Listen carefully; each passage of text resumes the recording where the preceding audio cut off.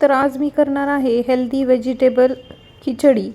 ही खिचडी तुम्ही जेवणासारखं खाऊ शकता। यासाठी लागणार आहे आलं, लसूण, तोंडली, तमालपत्र, लवंग, मिरी, दालचिनी, तमालपत्र।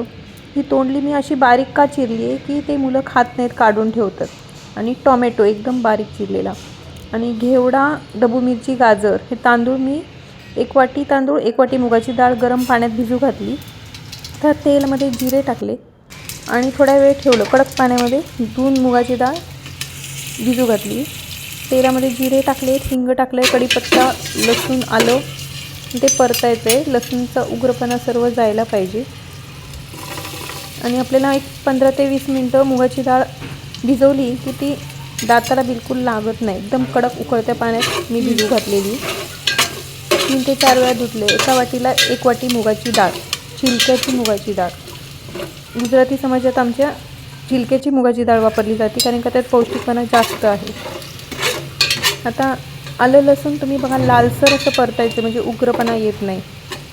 आलं लसूण परतून झालं की आपल्याला सर्व टोमॅटो आणि सगळे खडे मसाले जे आहेत ते घालायचे आहेत। हे सगळं उन्हाळ्याच्या दिवसात पौष्टिक असतं। आलं लसूणचं प्रमाण म्हणा, हे उन्हाळे मसाले म्हणा, मिरी, दालचिनी, तमालपत्र, हे सगळं शरीराला थोडं उष्ण असतं आणि तब्येतीला या थंडीच्या दिवसात चांगलं असतं। तेलाच्या ऐवजी तुम्ही तुपामध्ये पण फोडणी देऊ शकता किंवा नंतर तूप घालू शकता, म्हणजे ते पौष्टिक बनते। ही जेवणच ही रेसिपी म्हणू शकता। आणि ह्याच्याबरोबर तुम्ही कढी करू शकता। आणि ह्यात आता मी टोमॅटो घातलेले आहेत। डायरेक्ट कुकरला घालायचे। 10 मिनटं कुकर शिट्ट्या 10 मिनिटांनी सुरू होतात, ते 3 ते 4 शिट्ट्या द्यायच्या आहेत। आता ह्यात मी वाटाणा आणि तोंडली बारीक चिरलेली, अशा प्रकारे जर तुम्ही तोंडली टाकली तर मुलं काढू शकणार नाहीत। ज्यांना पण तोंडली आवडत नाही त्यांना कळून पण येत नाही की त्यात तोंडली आहे घातलेली। आणि गाजर, वाटाणा, परसबी, सिमला मिर्च असं घातलेलं आहे। आता हे भाज्या छान व्यवस्थित परतून घ्यायच्या। आणि परतून झालं तर तुम्ही अजून फ्लावर, बटाटा, तुमच्याकडे जे अवेलेबल असेल त्या व्हेजिटेबल्स घालू शकता। आता मी ही छिलक्याची मुगाच्या डाळीचं जे पाणी आहे ते पौष्टिकपणा असतो त्यात, उकळतं पाणी, हे मी भातामध्ये घालते, कारण का ते आपल्याला पौष्टिक पाणी वापरायचं आहे। 2 ते 3 वेळा मी मुगाची डाळ धुतलेली आहे आणि कडक पाण्यात भिजू घातलेली। आता पहिले मी मुगाची डाळ परतून घेते या सर्व भाज्यांमध्ये। परतलं की त्याचा एक वेगळासा स्वाद येतो। आणि मग नंतर तांदूळ घालायचे। तांदूळ ते पाणी नंतर परत काढून घ्यायचं आहे मुगाच्या डाळीतलं, आणि मग तांदूळ घालायचे, तर म्हणजे तांदूळ पण नीट परतलं जातं। मी या स्टेजला पण तूप घालू शकता, नाहीतर तेलातच परतू शकता। ते परतलं की हलकं होऊन जातं मुगाची डाळ आणि तांदूळ, पण ती असं तोंडाला बिलकुल मुगाची डाळ किंवा तांदूळ कडक लागत नाही।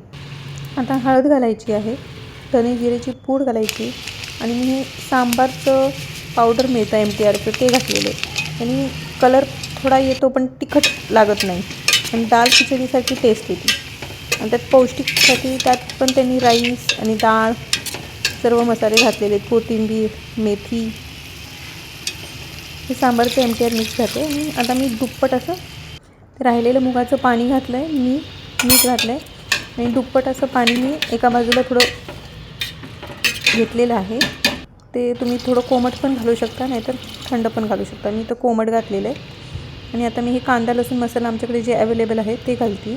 कोथिंबीर घातलेली, घरचा कांदा लसूण मसाला, थोडं मीठ घालून त्याला नीट मिक्स करायचं। मिठाची टेस्ट बघायची, आणि जर आवश्यक असेल तर अजून मीठ घालायचे। आणि हे चांगलं नीट स्टर करायचं, खाली चिटकून द्यायचं नाही। त्यासाठी एक स्पेसिफिक असं 3च शिट्ट्या द्यायच्या आहेत। कोथिंबीरचा स्वाद वेगळा येतो म्हणून मी तर कोथिंबीर घातलेली आहे। आणि तुमच्याकडे कढीपत्ता असेल ते पण बारीक चिरून घालू शकता। कोथिंबीर, मिरची आणि कढीपत्ता, जी तिखट नसलेली। मीठ कमी आहे म्हणून मी मीठ घातलेलं आहे। परत नीट ढवळायचं आणि बरोबर दुप्पट पाणी देऊन 3 शिट्ट्या करायच्या आहेत। कुकरला ठेवायचं आहे, आणि बरोबर 10 मिनिटांनी शिट्ट्या सुरू होतात। 10 मिनिटानंतर तुम्हाला 3च शिट्ट्या द्यायच्या आहेत। 3 शिट्ट्या झाल्या की गॅस बंद करायचा, आणि बरोबर 10 मिनिटांनी ते निघतं। म्हणजे शक्यतो 20 ते 25 मिनिटामध्ये आपलं हे होतं, जर पूर्वतयारी असेल तर। आणि मग नंतर तुम्ही बघू शकता की मी काकडीची कोशिंबीर करते. काकडी किसलेली आहे, मीठ, धने जिरे, साखर टाकलं आहे. दही आमच्याकडे गरम करून टाकतात म्हणजे विडळ होत नाही डाळीबरोबर. ते मिक्स करायचे. अशी अगदी सुंदर अशी ही काकडीची कोशिंबीर होती. त्यात मिठाचं आणि साखरेचं जर तुम्ही प्रमाण जे आहे ते बरोबर टाकाल तर एकदम सुंदर असं होतं. कोथिंबीर, मिरची आणि कढीपत्ता बारीक चिरलेला आहे आणि ते घालायचं कोशिंबीरमध्ये. मीठ साखरचं जर प्रमाण बरोबर असेल तर ही कोशिंबीर अतिशय सुंदर लागते आणि आंबटसुद्धा होत नाही. संध्याकाळपर्यंत पण छान लागते. तर ही अशी कोशिंबीर तुम्ही खिचडीबरोबर सर्व करू शकता. आणि कढी पण मी केलेली आहे पण ते दाखवलेली नाही आहे. 10 मिनटं झालेले आहेत आणि आता कुकर उघडला आहे. असं वाफाचं छान सुगंध येतो आहे. त्याच्यात परत कोथिंबीर घालायची आहे. कोथिंबीर, मिरची, आलं पाहिजे तर आलं, कढीपत्ता आणि मीठ हलवायचं आहे. तसंच त्यात तूप घालायचं आहे. जेवढी लोकं आहेत तेवढं तूप. सुंदर अशी मोकळी वाफेची खिचडी झालेली आहे. किंवा तुम्ही ह्याला दाल खिचडीसुद्धा म्हणू शकता. डाळ म्हणजे यातच घातलेली आहे डाळ, फक्त लिक्विड नाही आहे ती. आणि ही कढीबरोबर तुम्ही आणि कोशिंबीरबरोबर सर्व करू शकता. असं जेवढे लोक आहेत तेवढं तूप घालायचं आहे, गाईचं साजूक तूप. आणि अजून तिखटपणा असेल तर तो कमी होतो आणि खिचडी पचायला हलकी होते. अशी तुम्ही सुंदर खिचडी करून बघू शकता. Thanks for watching. Please like, share, subscribe. अशाच हेल्थी रेसिपीसाठी बेल आयकॉनचं बटन दाबा.